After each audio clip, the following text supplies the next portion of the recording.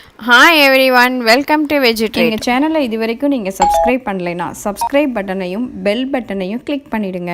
இன்றைக்கி நம்ம உளுத்தம் பருப்பு கொழுக்கட்டை எப்படி பண்ணுறதுன்னு பார்க்கலாம். இது கையிலையும் பண்ணலாம், மோல்டுலேயும் பண்ணலாம். 2 வீடியோவும் நான் உங்களுக்கு அப்லோட் பண்ணியிருக்கேன்.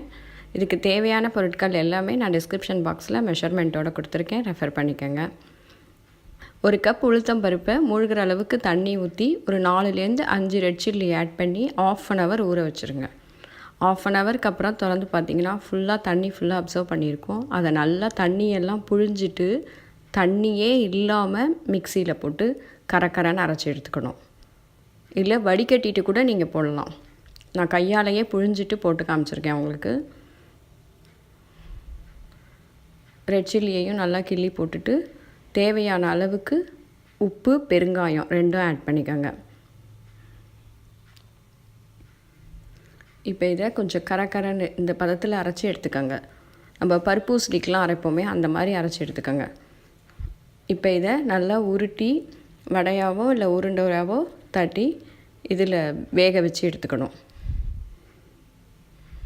இந்த தட்டுற பதத்தில் இருந்தால் தான் அந்த மாவு நல்லா வெந்திருக்கும்.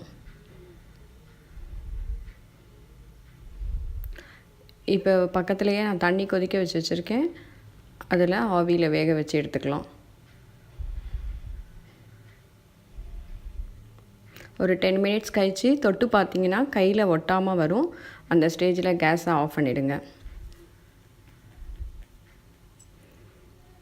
இப்போ ரொம்ப சூடாக இருக்கும். இதை எடுத்து ஒரு 5 மினிட்ஸ் ஆற வச்சுருங்க. அதுக்கப்புறம் இதை ஒரு பிளேட்டில் நல்லா கையாலேயே உதுத்து விட்டுறணும். கட்டியே இல்லாமல் நல்லா கையால் உதுத்து விட்டுருங்க.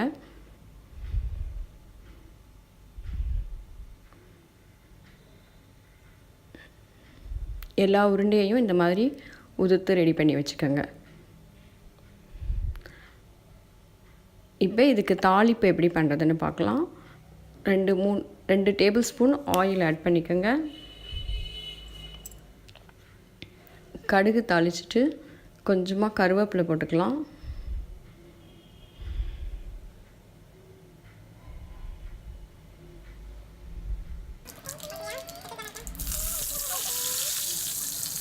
இதுக்கு ஒரு ½ கப் தேங்காய் ஆட் பண்ணிக்கோங்க.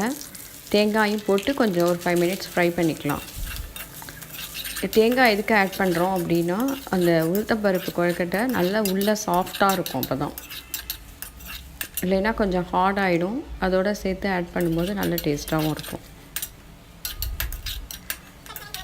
கொஞ்சம் கலர் சேஞ்ச் ஆகிற ஸ்டேஜில் நம்ம இந்த உளுத்தம்பருப்பு பூரணத்தை இதில் சேர்த்துடலாம். இப்போ இந்த உளுத்தம்பருப்பில் கொஞ்சம் ஒரு பச்சை வாசனை இருக்கும். அது போகிறதுக்காக கேஸை ஒரு சிம்மில் ஒரு 5 மினிட்ஸ் வச்சு வதக்கி எடுத்துக்கலாம். இப்போ நம்மளோட பூரணா ரெடி ஆகிடும். இப்போ நான் ஆல்ரெடி உங்களுக்கு கொழுக்கட்டை மாவு எப்படி பண்ணுறதுங்கிற வீடியோ போஸ்ட் பண்ணியிருக்கேன்.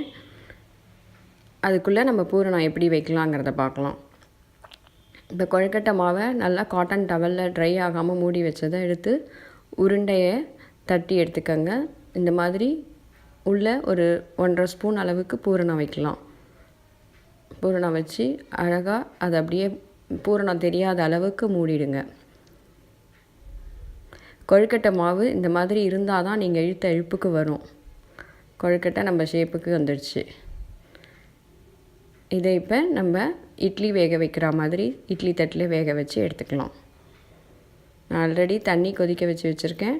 இப்போ அதில் இதை நம்ம வேக வச்சு ஒரு 5 to 10 மினிட்ஸில் வெந்துடும். இது மோல்டில் பண்ண கொழுக்கட்டை, இது கையில் பண்ண கொழுக்கட்டை. 2மே நான் உங்களுக்கு வேக வச்சு எடுத்து காமிக்கிறேன்.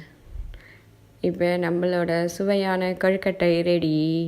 நீங்களும் இந்த விநாயகர் சதுர்த்திக்கு உங்கள் வீட்டில் இதை ட்ரை பண்ணி பார்த்துட்டு எனக்கு கமெண்ட் பண்ணுங்கள். தேங்க்ஸ் ஃபார் வாட்சிங்.